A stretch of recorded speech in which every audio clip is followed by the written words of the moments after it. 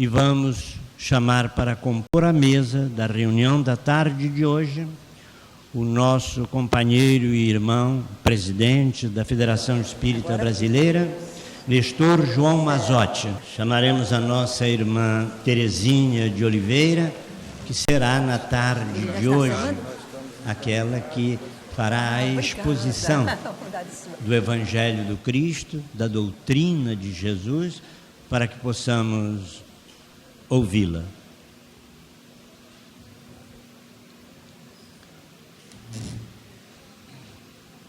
Vamos então preparar o nosso ambiente com uma mensagem com o título Contribuir, do livro Pão Nosso, ditado pelo Espírito Emmanuel ao nosso companheiro e médium Francisco Cândido Xavier. Contribuir.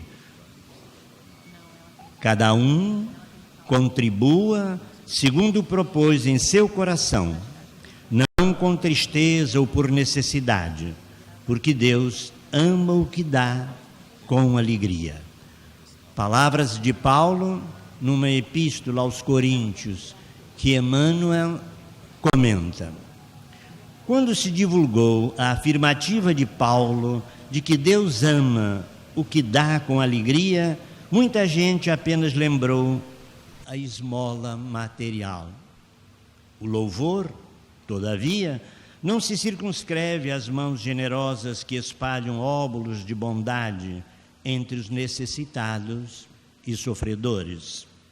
Naturalmente, todos os gestos de amor entram em linha de conta no reconhecimento divino, mas devemos considerar que o verbo contribuir, na presente lição, aparece em toda a sua grandiosa excelsitude. A cooperação no bem é questão palpitante de todo lugar e de todo dia. Qualquer homem é suscetível de fornecê-la. Não é somente o mendigo que a espera, mas também o berço de onde se renova a experiência, a família em que acrisolamos as conquistas de virtude, o vizinho, nosso irmão em humanidade e a oficina de trabalho que nos assinala o aproveitamento individual no esforço de cada dia.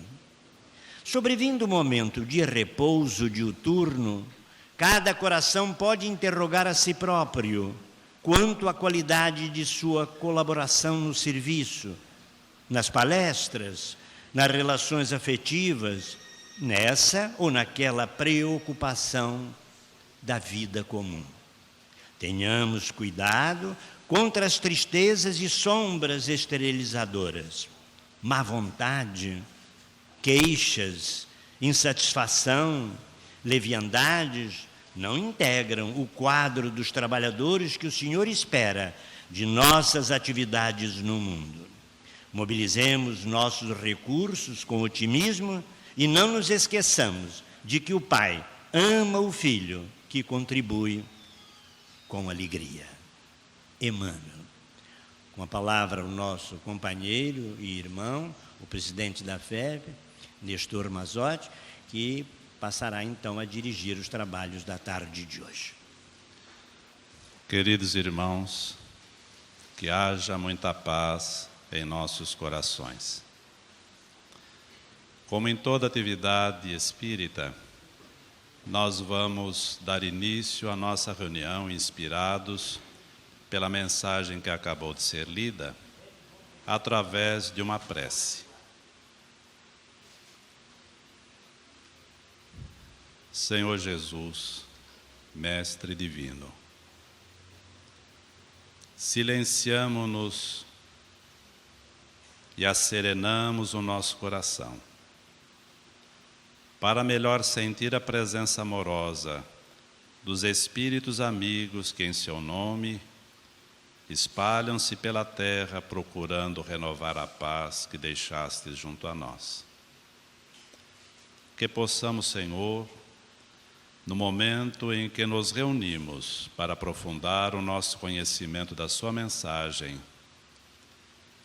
para compreender melhor os seus ensinos e para fortalecer em nós os nossos propósitos de aprimoramento interior, que possamos contar com as vibrações valorosas que emanam do seu coração e contar também com a presença fraterna e amorosa dos seus emissários, a fim de que possamos realmente realizar um trabalho que reflita a sua vontade e não a nossa.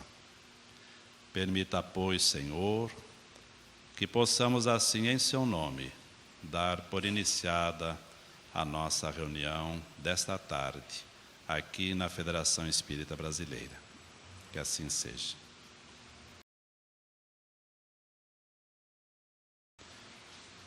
Queridos companheiros, estamos contando hoje com a presença fraterna da nossa irmã Terezinha de Oliveira, com a qual vamos encerrar esse mês Allan Kardec, abril 2005, voltado a enfatizar a importância da doutrina espírita, que surgiu a 18 de abril de 1857 na França. A nossa irmã Terezinha de Oliveira, para quem não a conhece, e creio que são poucos, é uma trabalhadora que há muito vem oferecendo o melhor de si mesmo na difusão da doutrina espírita.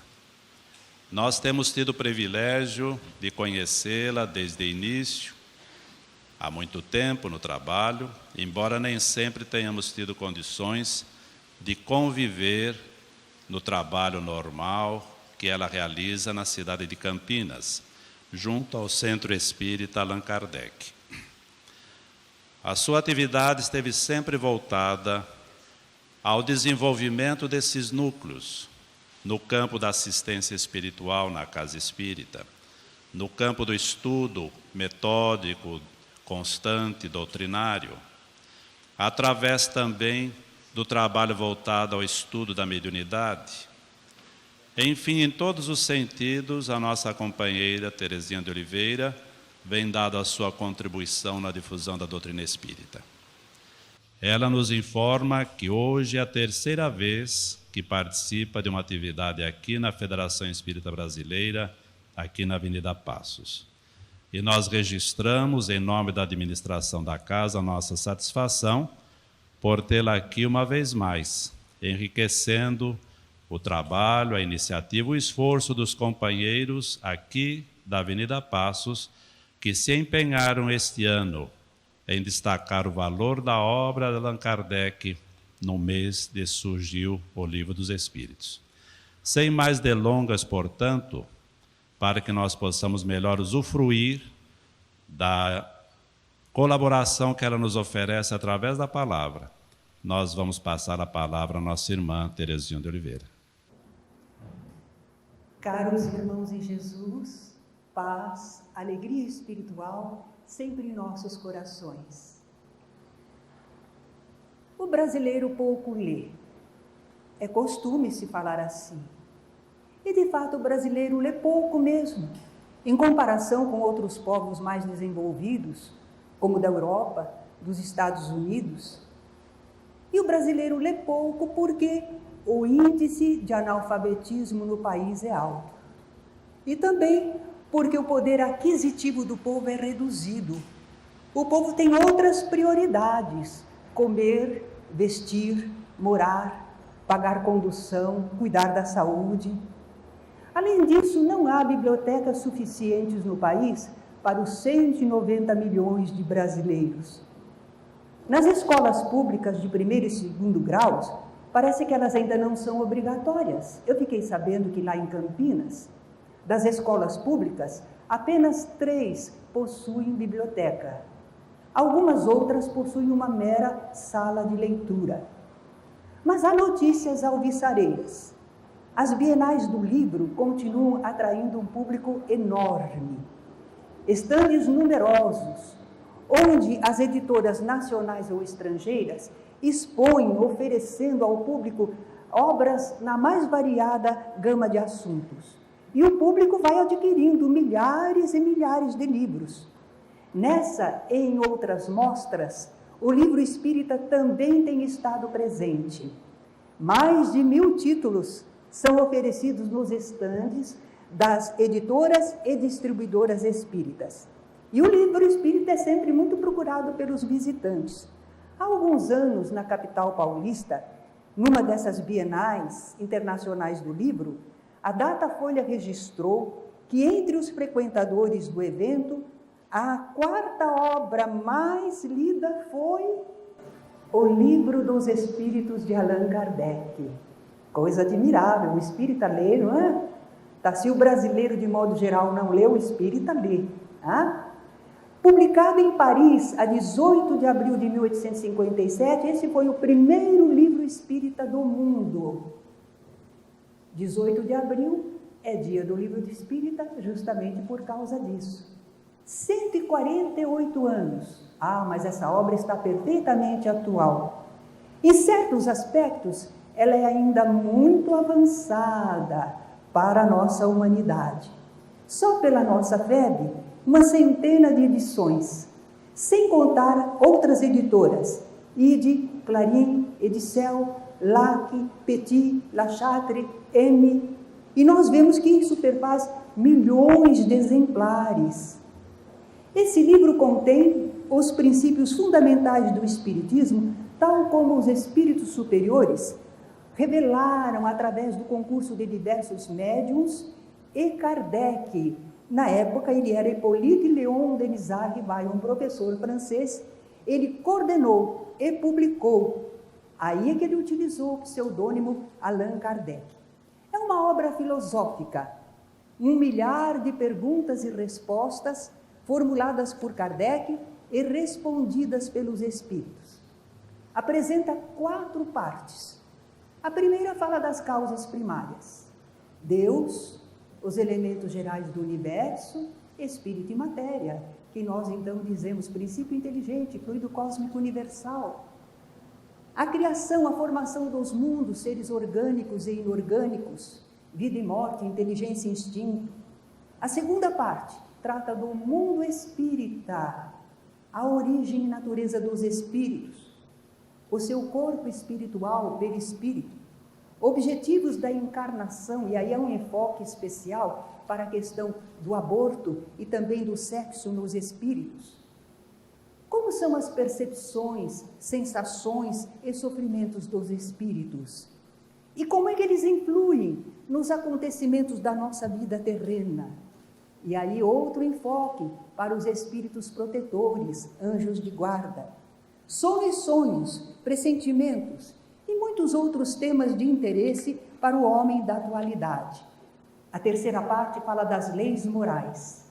Kardec propôs cerca de 10 leis para falar das leis morais da vida. E os espíritos até concordaram. É uma questão apenas nossa de organização, de classificação. Lei divina ou natural? Vamos pensar sobre o bem e o mal? Lei da adoração. Lei do trabalho para o desenvolvimento do ser. Lei de reprodução. Falamos então sobre casamento, celibato, divórcio. Lei da conservação, o que realmente é necessário e o que é supérfluo. Lei da destruição, flagelos destruidores.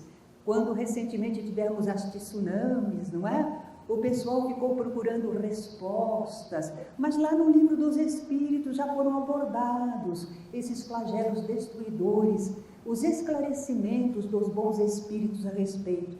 Mas também lá está a pena de morte. E quando trata da lei de igualdade, fala das desigualdades sociais, um problema sempre presente, mas também da igualdade de direitos do homem e da mulher.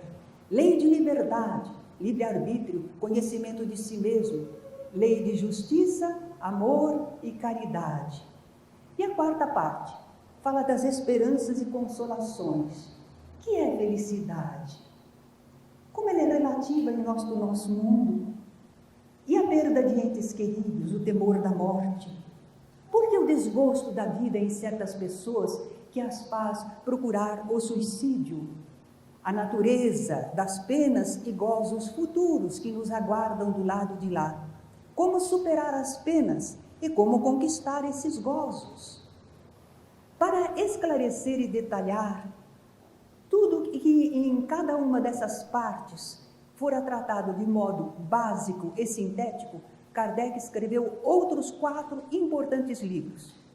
Formam então o Pentateuco Espírita, as 5 obras básicas da doutrina espírita.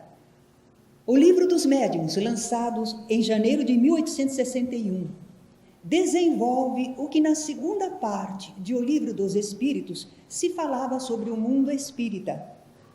É um tratado, Espiritismo Experimental, obra básica de ciência espírita. É o mais completo estudo sobre mediunidade que se tem feito até os nossos dias, com as suas implicações científicas e morais. Lá nós aprendemos o que é mediunidade e qual a sua finalidade providencial, instrução, consolo e comunhão espiritual com o além. Ali, Allan Kardec aborda todos os gêneros de manifestações de espíritos. Ele deve ter trabalhado muito, nos cerca de 14 anos, não é?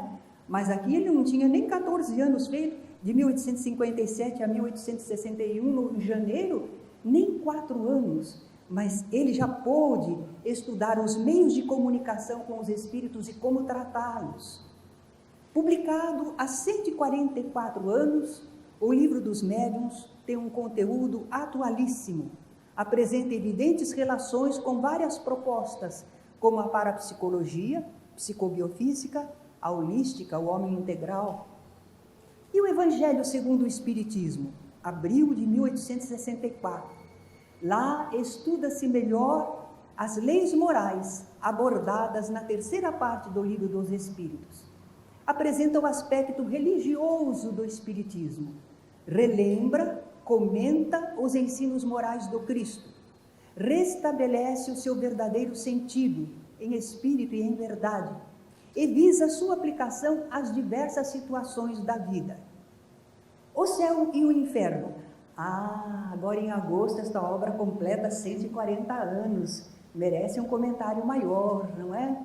O céu e o inferno. Se fizesse aqui uma enquete, calculo que do público presente, quem sabe 10 pessoas teriam já lido O Céu e o Inferno. A maioria não. Parece que é um livro difícil, não é? Ele amplia e exemplifica o que fora dito na 4ª parte do Livro dos Espíritos sobre justiça divina, esperanças e consolações. É um pouco realmente cabuloso o seu começo, porque lá ele oferece a Allan Kardec um exame comparado das doutrinas que se conhece sobre a passagem da vida corporal à vida espiritual. Ele fala do temor da morte, por que os espíritas não o sentem? Ele esclarece, no mundo terreno como no espiritual, nós sofremos as consequências de nossos erros e usufruímos os resultados de nossos acertos. E vai mostrando os mecanismos da justiça divina, para dar a cada um segundo suas obras, mas oferecendo aos que erraram novas oportunidades e meios misericordiosamente, para que se recuperem e retomem a jornada de progresso rumo à perfeição e à felicidade. Muita gente gostaria de presenciar reuniões mediúnicas. Eu digo, leia O Céu e o Inferno, porque lá nós temos relatos de espíritos em diferentes estados no além. Você quer saber o que os espíritos falam? Como eles conversam? O céu e o inferno vai suprir essa lacuna. Anjos e demônios, aprendemos lá, não são seres criados à parte da humanidade. São espíritos como nós. Costumo dizer que espírito é gente. Anjos e demônios são gente, são seres espirituais como nós. Também estão sujeitos à evolução. Os chamados demônios são espíritos ainda ignorantes, agressivos, viciosos, rebeldes ao bem. Aqueles que chamamos de anjos são espíritos já mais evoluídos do que nós. Mas eles não ficam na improdutiva contemplação dos esplendores divinos. Eles executam no universo os desígnios superiores. Eles são, de fato, mensageiros de Deus junto à humanidade, para socorrê-la e orientá-la na direção do bem. Mas há um capítulo em O Céu e o Inferno que merece destaque. É o capítulo 11, da proibição de evocar os mortos. Quantos espíritas já quiseram argumentar com pessoas de outras confissões religiosas que a mediunidade, o diálogo com os que chamamos mortos, mas vivem sempre, não está proibido, mas não tínhamos palavras para isso. Kardec já deixou tudo argumentado para nós no livro Céu e Inferno. É que nós não lemos, não é? Mas lá nós aprendemos. Sim, Moisés proibira, e aquilo que se proíbe é porque é possível. O impossível não precisa proibir porque já é impossível. E Moisés proibiu para evitar abusos e desvios na sua prática. Mas ao tempo de Jesus, já não se alude mais à proibição mosaica, absolutamente. E Jesus ensinou os discípulos a praticarem o intercâmbio, exemplificou o seu exercício. A Gênese, ela complementa a primeira parte do Livro dos Espíritos, aquelas ideias sobre Deus e a origem da vida. É um livro que abrange aspectos científicos, filosóficos e religiosos. Trata da origem de mundos e seres, gênese orgânica e gênese espiritual. Fala das forças que existem no universo e das leis naturais que regem a vida nos dois planos. Como se faz a união do espírito com a matéria? Lá nós podemos aprender que são fluidos, como os espíritos agem sobre eles.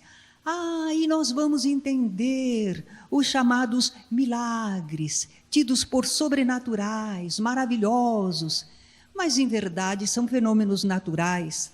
Apenas não lhes conhecíamos a causa e o processo. Com esse novo enfoque espírita, agora nós podemos saber que os milagres que se realizaram ao tempo de Jesus, operados pelo Divino Mestre, não foram fenômenos fora das leis divinas, derrogando as leis divinas. Pelo contrário, estavam dentro daquilo que Deus já previu e providenciou no universo. E não esquecemos que Jesus mesmo nos afirmou: vós podeis fazer o que eu faço, e mais ainda se tiverdes fé. É que nós ainda não desenvolvemos todas as nossas aptidões. Jesus esteve na Terra cerca de um ministério de 3 anos. Depois retornou ao plano espiritual. Enquanto que nós ficamos aqui, e reencarnamos, e estamos nos desenvolvendo. E ainda que não sejamos muito capazes no campo das realizações espirituais, mesmo porque os espíritos mais evoluídos já alçam voo a outros mundos e outros planos, e nós somos os alunos ainda medianos do planeta Terra, a verdade é que nós estamos encontrando uma possibilidade na humanidade bem maior do que anteriormente.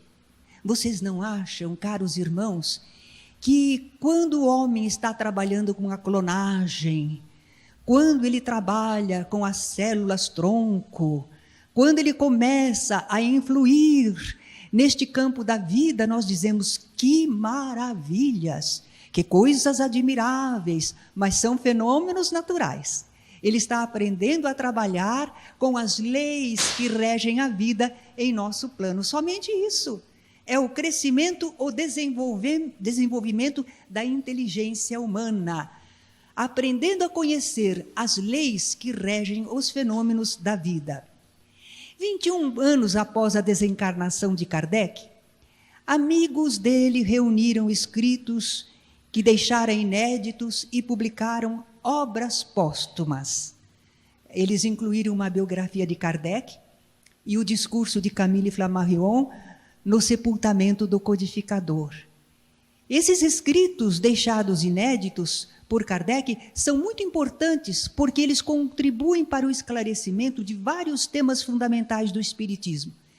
Mas eu gostaria de destacar uma das páginas lá, um dos capítulos. Estudo sobre a natureza do Cristo. quem não sabe ainda, encarar Jesus. Jesus é Deus ou homem?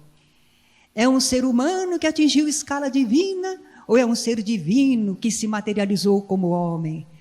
Se estudarmos com Kardec sobre a natureza do Cristo, tiraremos todas as nossas dúvidas e veremos Jesus afirmando: o Pai é maior do que eu. Jesus é criatura, Deus é criador. Jesus não é criador, criador um só, o Pai, não é? Mas este estudo maravilhoso está lá em Obras Póstumas. Na segunda parte, há o relato da iniciação de Kardec no Espiritismo, revelações e fatos curiosos sobre sua missão e outros acontecimentos pessoais. Kardec ainda se preocupou em informar e esclarecer o público geral a respeito da doutrina. E ele sabia que, às vezes, o público não iria se demorar para ler livros mais alentados. Então, ele publicou diversos livretos e opúsculos: o que é o Espiritismo, instrução prática sobre as manifestações espíritas, e publicou mensalmente, de 1858 até sua desencarnação em 1869, a Revista Espírita, porque ele entendia necessário coletar fatos, acontecimentos, fenômenos atuais e colocá-los no enfoque espírita para que as pessoas conseguissem entender o que estava acontecendo ali, como era a aplicação da doutrina espírita ao estudo desses fenômenos. Após a desencarnação de Allan Kardec, continuaram surgindo obras de literatura espírita, produzidas por autores estrangeiros ou nacionais, mediúnicos e não mediúnicos. Entre aqueles considerados clássicos e continuadores, nós temos nomes como o do próprio Camille Flammarion, célebre astrônomo francês, Léon Denis, o poeta e filósofo do Espiritismo, Gabriel Delany, Albert de Rochat, Alexandre Aksakov, Alfred Russel Wallace, Arthur Conan Doyle, Cesare Lombroso, Ernesto Bozano, William Crookes, Charles Richer. E no Brasil, Bezerra de Menezes, Carlos Embaçaí, Herculano Pires, Deolindo Amorim, nomes valiosíssimos de estudo, de apresentação da doutrina espírita. E entre os autores mediúnicos, naturalmente se destaca Chico Xavier. Emmanuel, através dele, escreveu Estudos Evangélicos Filosóficos. E André Luiz fez revelações sobre a vida no além-túmulo e deu explicações científicas sobre o processo de intercâmbio. Mas não podemos esquecer Ivone do Amaral Pereira. Romances mediúnicos, mas também livros de estudo doutrinário e a narrativa de suas próprias experiências, como no livro Recordações da Mediunidade. E Divaldo Franco, tão atual entre nós, não é? Basta citar que em 2004, numa noite de autógrafos realizada fora do meio espírita, no Shopping D em São Paulo, loja da Siciliano, nessa única noite ele já autografou 780 livros. Então, uma valiosa contribuição. Sabem que nos catálogos e mostras, os livros espíritas costumam ficar relacionados entre os esotéricos ou de ciências ocultas? Não há uma estante espiritismo, não há. Se a gente quiser procurar, os nossos livros espíritas estão lá, livros esotéricos, livros de ciências ocultas. Por quê? É porque os termos espiritismo e espírita não estão previstos nos sistemas internacionais de classificação bibliográfica. Mas eu li na imprensa espírita que alguns espíritas brasileiros ficaram inconformados com essa inadequada catalogação. E eles formaram uma comissão de trabalho para elaborar e apresentar à sede do organismo especializado nos Estados Unidos uma proposta de melhor classificação. Fizeram um trabalho minucioso, técnico, demorado, E em dezembro de 2000, eles encaminharam a proposta de reclassificação do livro espírita. Em 2001, o organismo especializado lá dos Estados Unidos respondeu informando: não daria para incluir na edição de 2002, já estava em fase adiantada de preparação, mas na edição de 2004 teríamos grandes chances de ver o livro espírita apresentado ao mundo de forma correta e merecida. Será que isso aconteceu? Eu não tive notícia, gostaria de ter. Em princípio, a literatura espírita até poderia ser colocada entre as obras espiritualistas, porque o espiritismo é uma das filosofias que trabalham com a ideia de que o ser humano não se constitui somente de matéria. Mas não basta ser espiritualista para que a obra literária seja espírita. Quando será que um livro é espírita?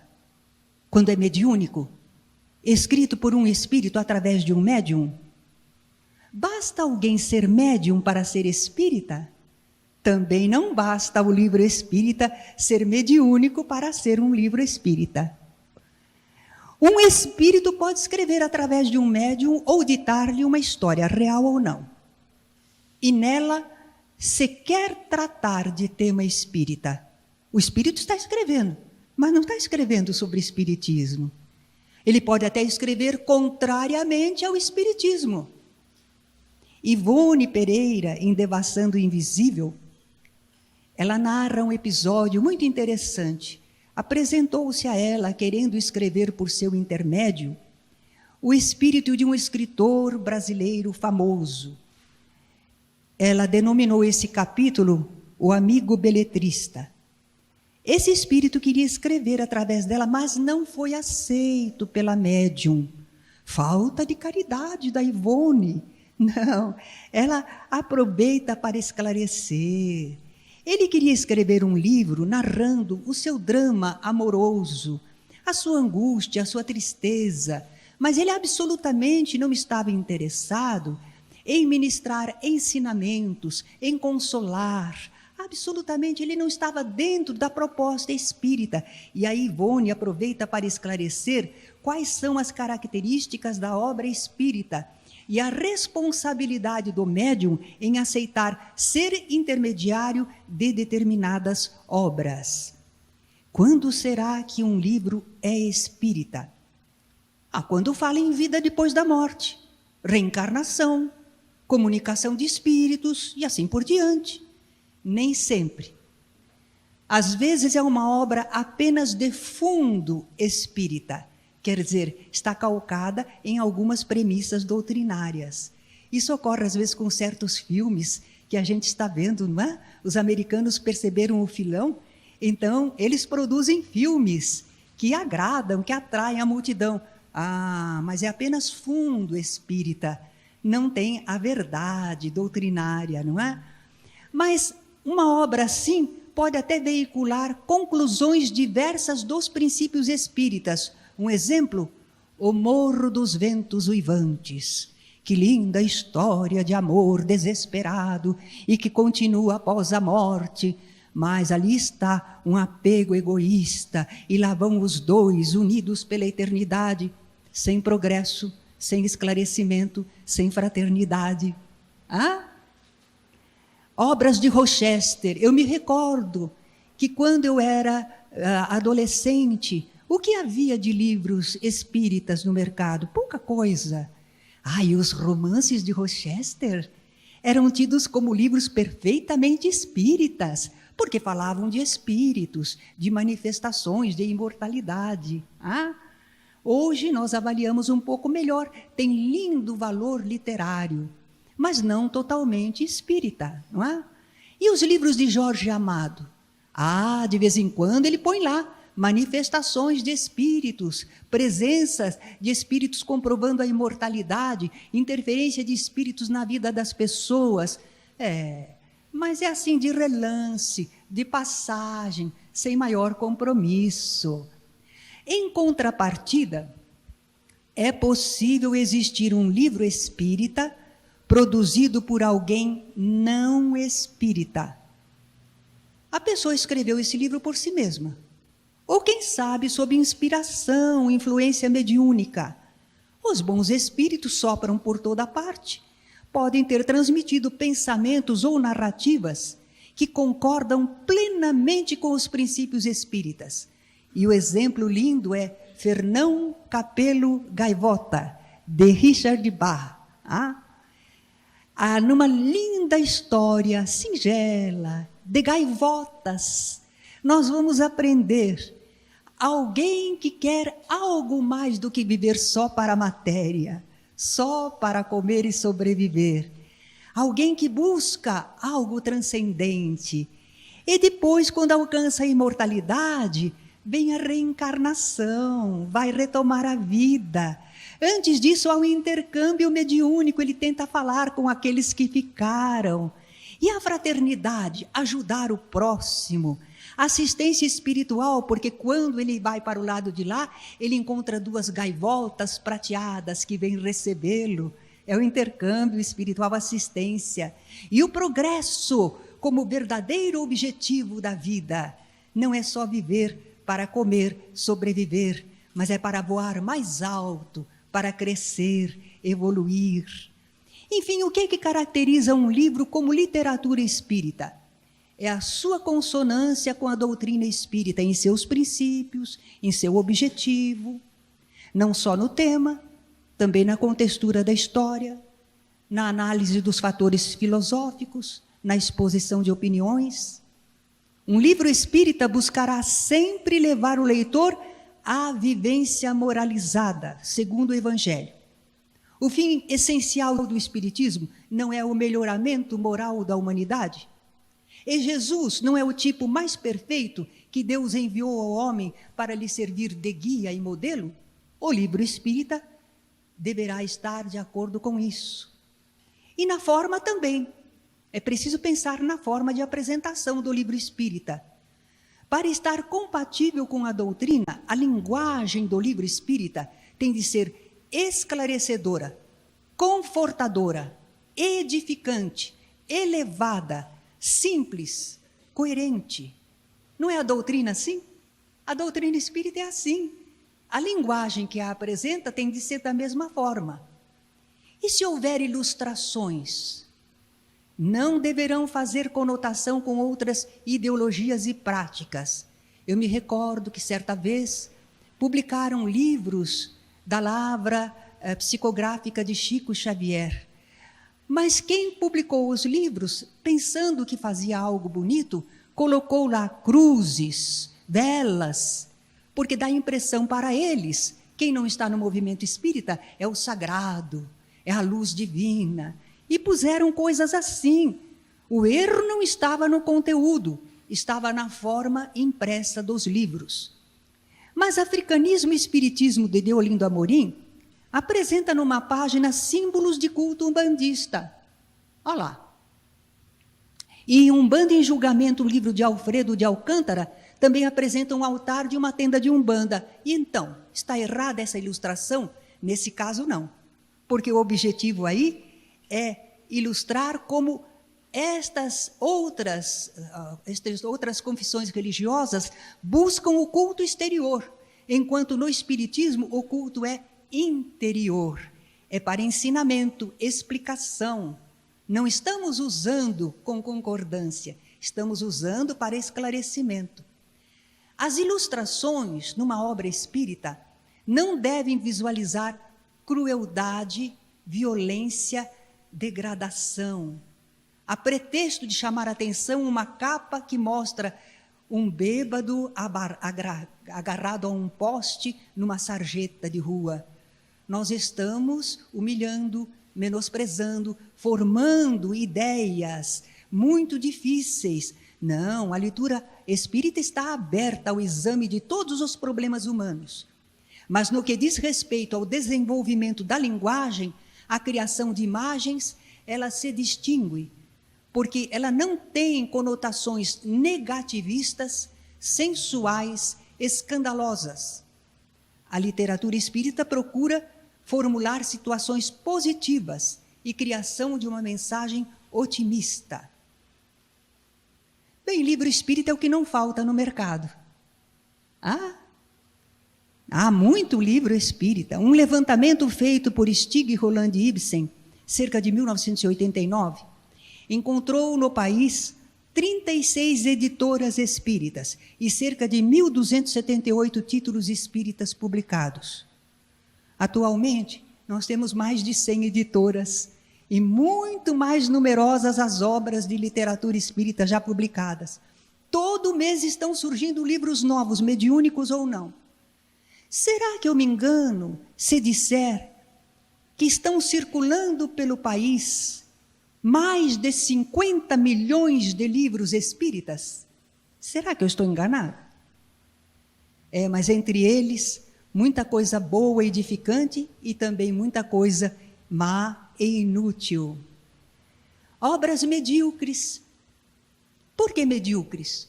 Não tem maior valor literário. Conteúdo monotonamente repetitivo. Nada acrescentam para o leitor nem despertam o seu interesse. E obras discutíveis. Por que elas são discutíveis? Elas trazem novidade. Novidade agrada a uns, mas desagrada a outros que estão analisando e não estão gostando. Então, as novidades singelas ou sensacionais, elas não podem ser validadas logo nem rejeitadas. Elas têm que aguardar receber a sanção ou o desmentido dos fatos. Enquanto não forem confirmadas ou desabonadas pela universalidade do ensino dos Espíritos. Não é o que Kardec nos fala na introdução do Evangelho segundo o Espiritismo? Uma só garantia séria existe para o ensino dos Espíritos. A concordância que haja entre as revelações que eles façam espontaneamente, servindo-se de grande número de médiuns, estranhos uns aos outros, em vários lugares. Antes disso, a gente põe um pouquinho de molho. Não é para rejeitar de todo, mas também não é para endossar. E obras perigosas? Essas são perigosas mesmo, porque elas mesclam os postulados espíritas com os não espíritas. Elas adulteram os postulados filosóficos do espiritismo.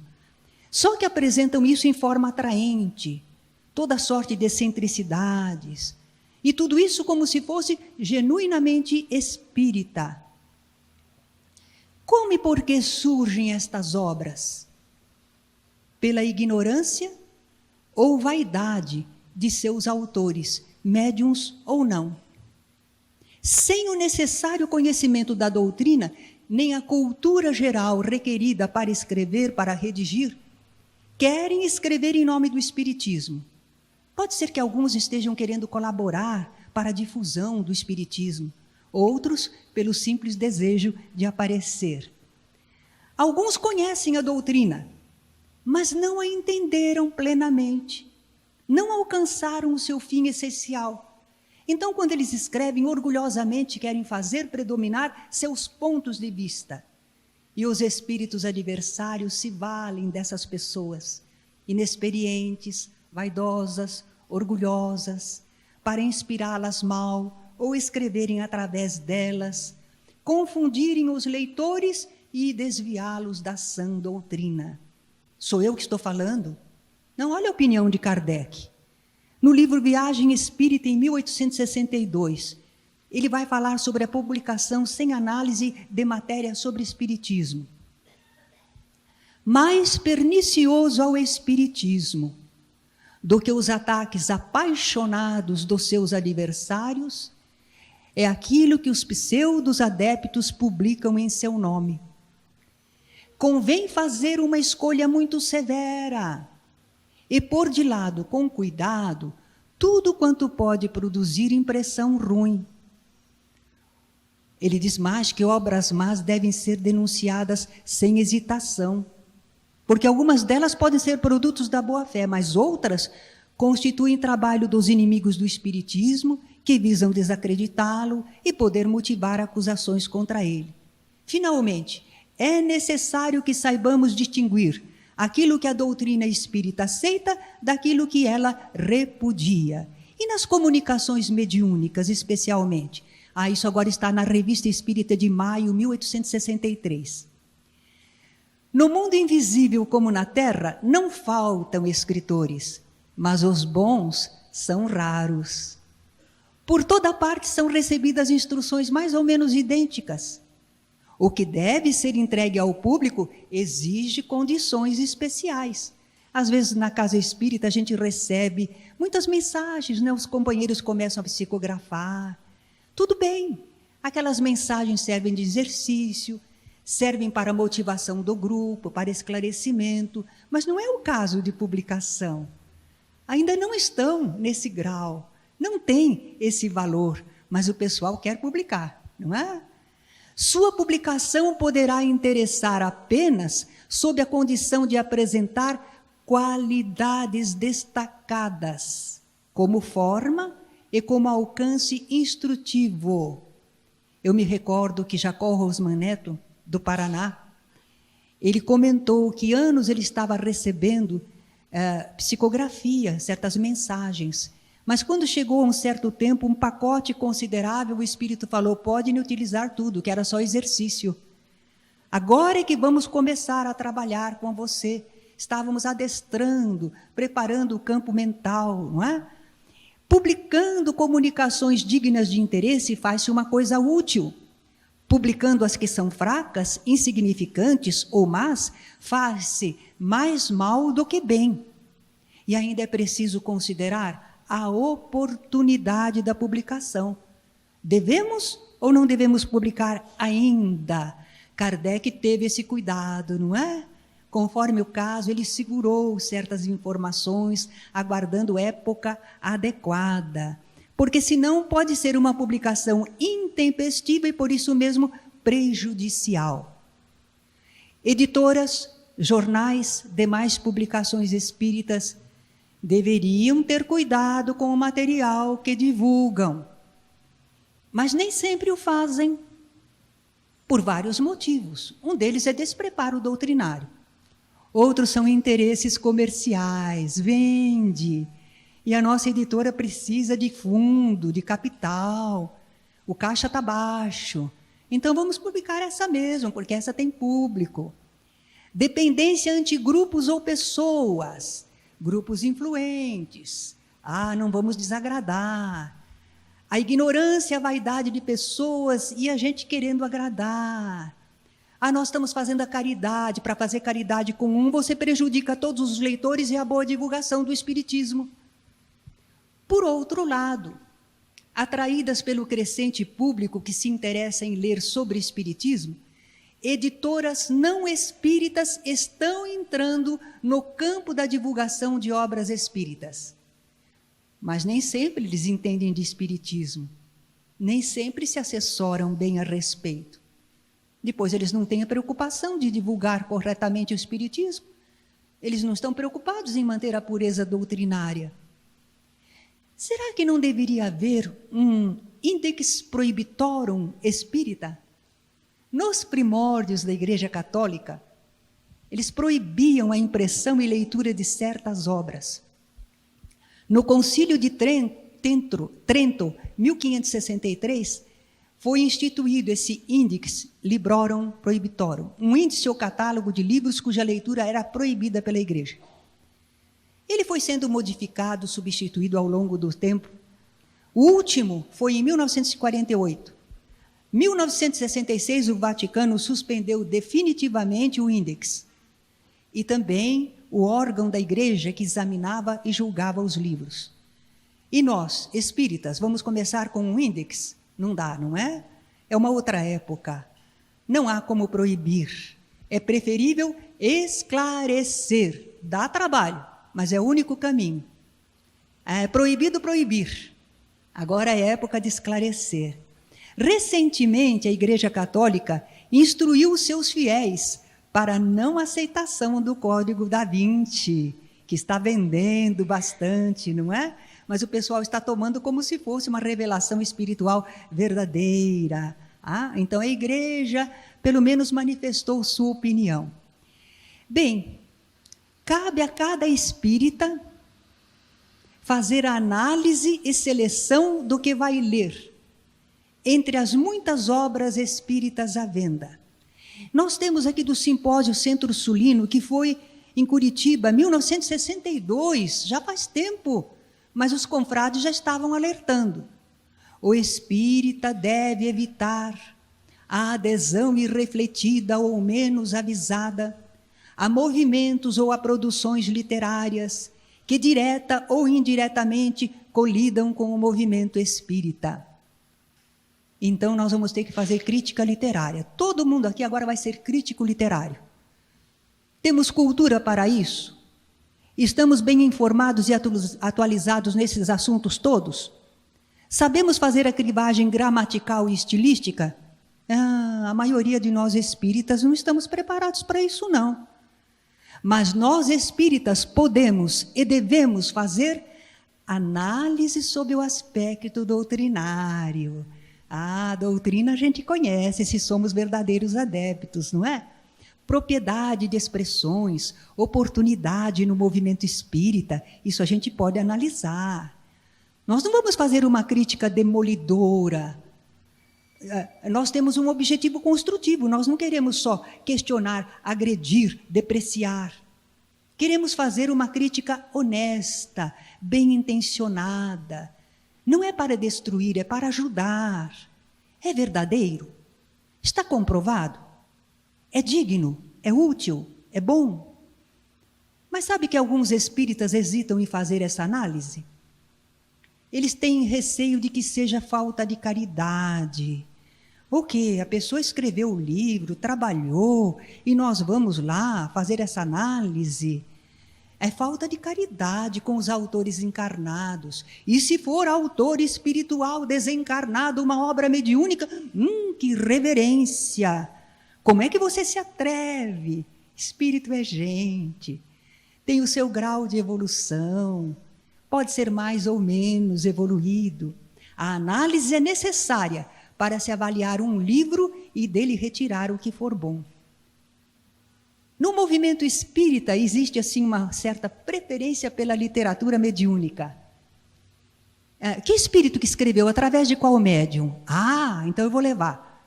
Quem escreveu? Um autor encarnado? Foi. A pessoa não se interessa, não é? Bom, é justificável que alguns autores espirituais atraiam muito, porque escrevem tão bem, transmitem tanto esclarecimento, consolo, esperança.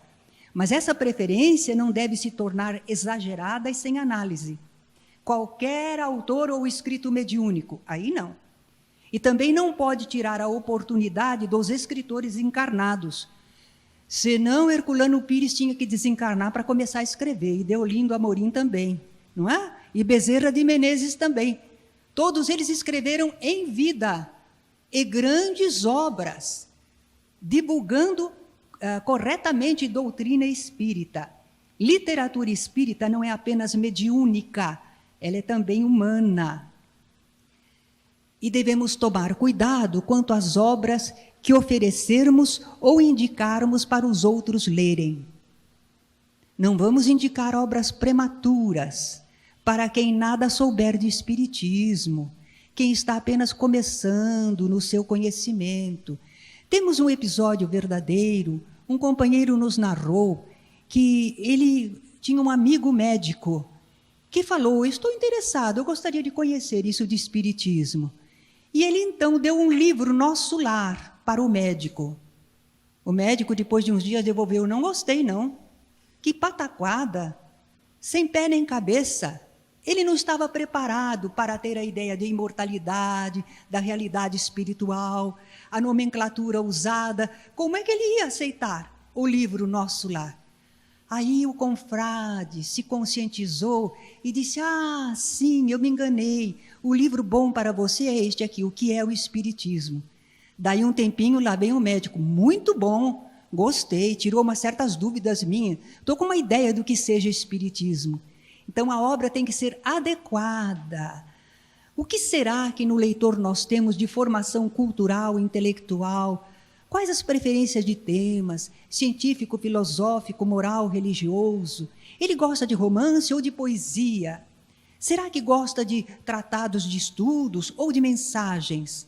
E qual é o estado de ânimo em que ele se encontra no momento?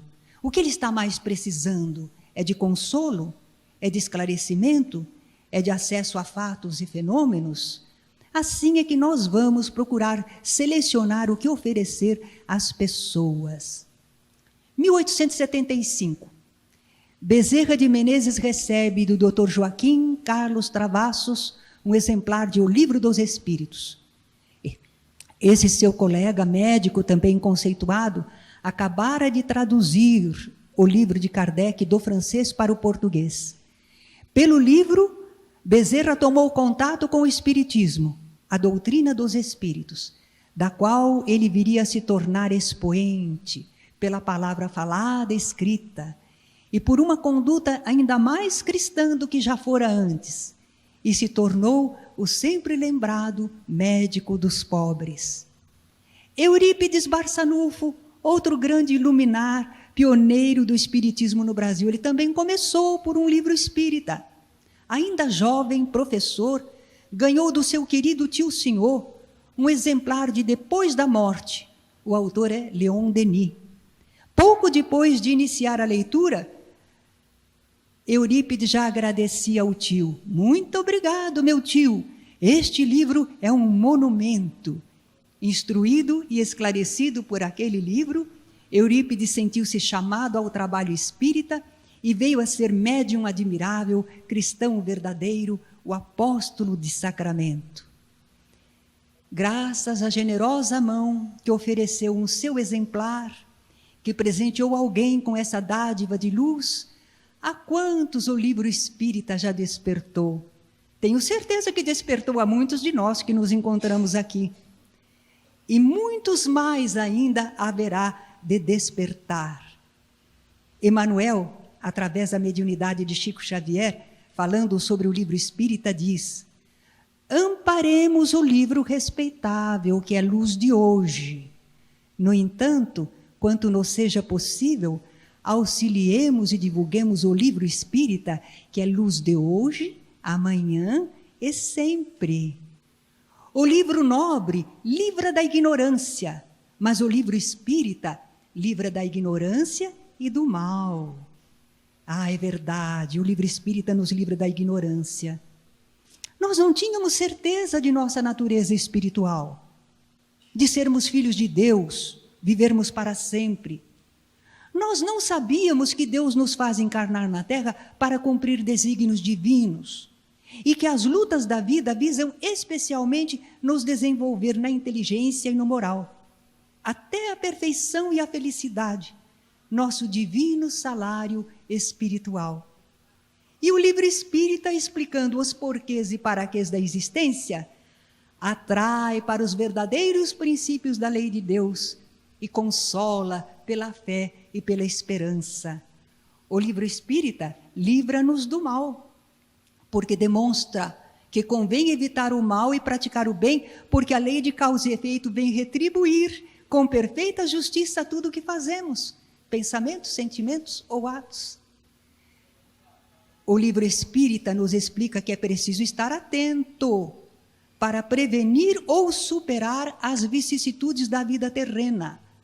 E aquelas vicissitudes inevitáveis? A essas há que suportar, são lições necessárias ao nosso progresso. E o livro espírita nos faz melhores cristãos, porque nos ajuda a compreender os ensinos do Cristo. Faz que cada um de nós se indague: se não praticou o mal, se fez todo o bem que podia, se fez a outrem tudo o que desejara lhe fizessem, para que sejamos perfeitos como perfeito é o nosso Pai Celestial, que faz que o sol se levante sobre bons e maus e a chuva desça sobre justos e injustos, sem escolher, sem fazer acepção de pessoas.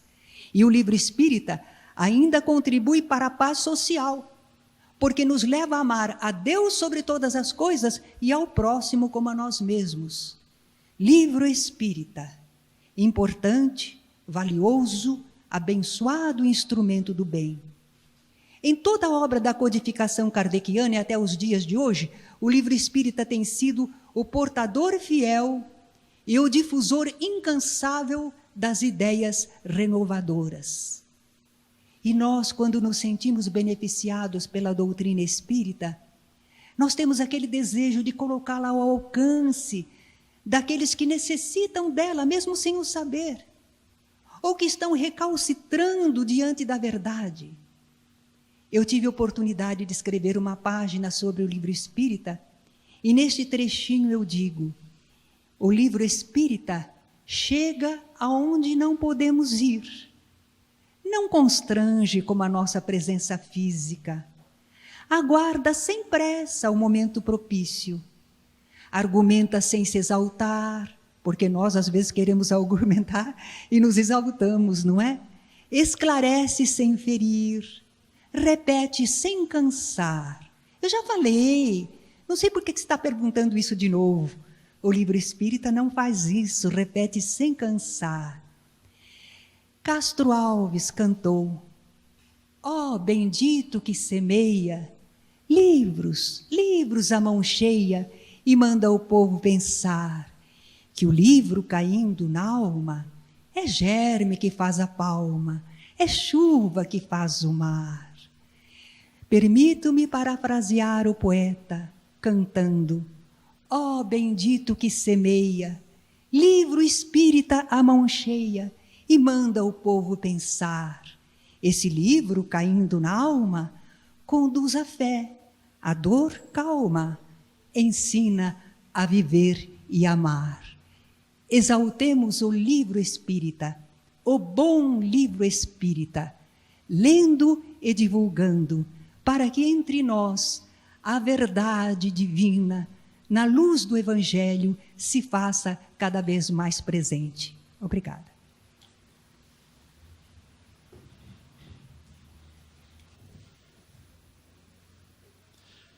Registramos com muita satisfação e alegria, e diria mais até com uma alta dose de emoção, a contribuição da nossa irmã Terezinha de Oliveira para o mês Allan Kardec, que se realiza aqui na FEB.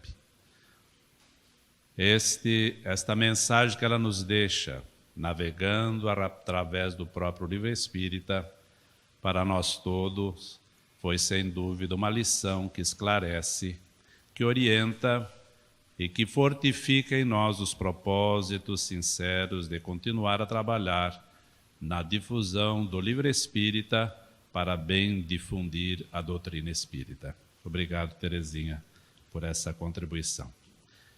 Nós gostaríamos, queridos companheiros, já que esta é a última exposição feita dentro do mês Allan Kardec, abril de 2005, trabalho realizado aqui pela Federação Espírita Brasileira, na seção do Rio, nós gostaríamos de deixar registrado o nosso sincero agradecimento a todos aqueles que vieram trazer a sua contribuição, como a nossa querida irmã Terezinha de Oliveira, através da palestra, através da exposição.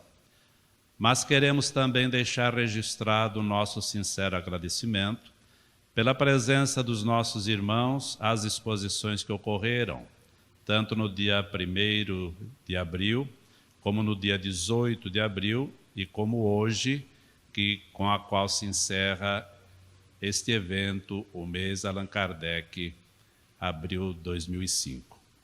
Nós gostaríamos também de pedir licença aos nossos companheiros, registrar o nosso agradecimento a todos os companheiros que se empenharam, colaboraram, se esforçaram para que este evento se realizasse.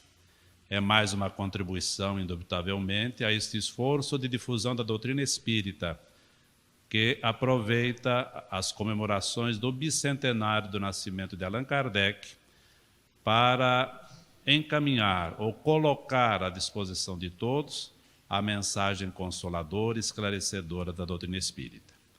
Mas registramos também com satisfação e agradecemos a presença de todos aqueles que estiveram visitando a exposição vinculada a esta atividade do mês espírita. Esta exposição, que ainda se encontra aberta e disponível a todos os companheiros interessados em vê-la, no primeiro piso aqui das dependências da FEB na Avenida Passos, já conta com a presença registrada de quase 2.000 pessoas que tiveram oportunidade de fazer contato com alguns documentos, alguns enfoques que registram a história da doutrina espírita, a presença dela junto à humanidade. Com esses agradecimentos todos, queridos irmãos, nós queremos ir nos encaminhando para o encerramento desta reunião.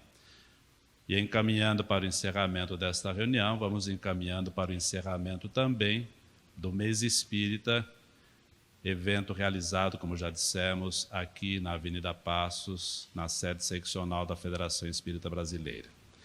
Como estamos contando aqui com a presença do nosso companheiro Juvanir Borges de Souza, ex-presidente da Federação Espírita Brasileira, que nos antecedeu e que continua trazendo a sua salutar contribuição ao trabalho realizado pela Federação Espírita Brasileira, especialmente através do Reformador, eu peço licença a ele para convidá-lo para fazer a prece de encerramento desta palestra e, com esta prece, encerrar também o Mês Espírita.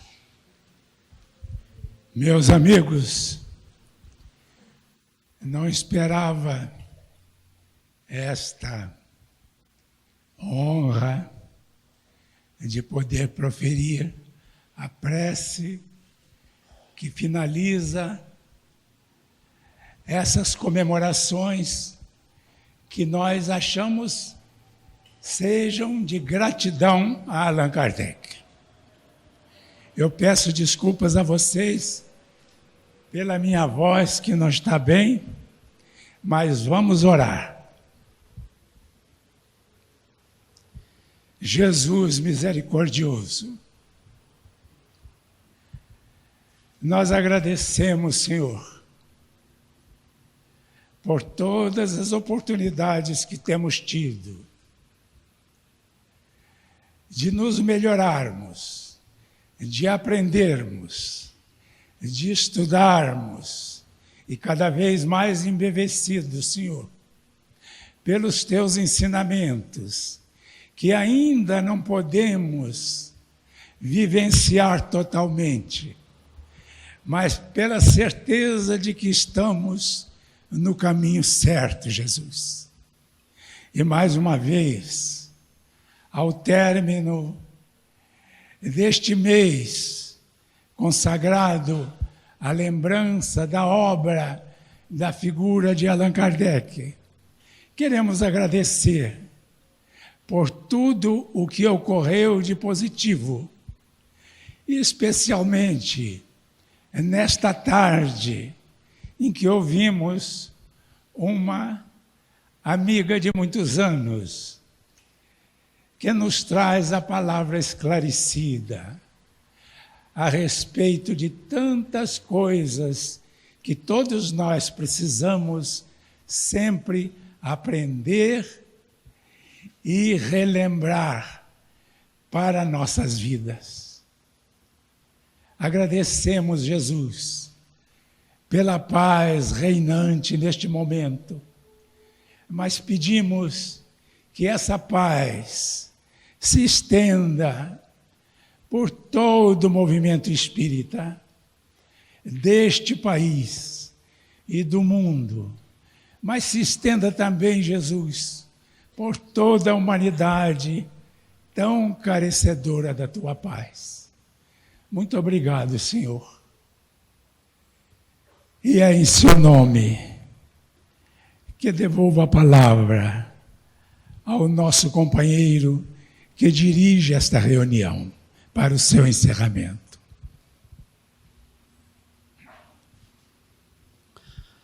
E com a permissão de Jesus, nós encerramos mais esta reunião, esta palestra esclarecedora do Mês Espírita. E encerramos também o Mês Allan Kardec, abril 2005, realizado pela FEB. Muito obrigado a todos.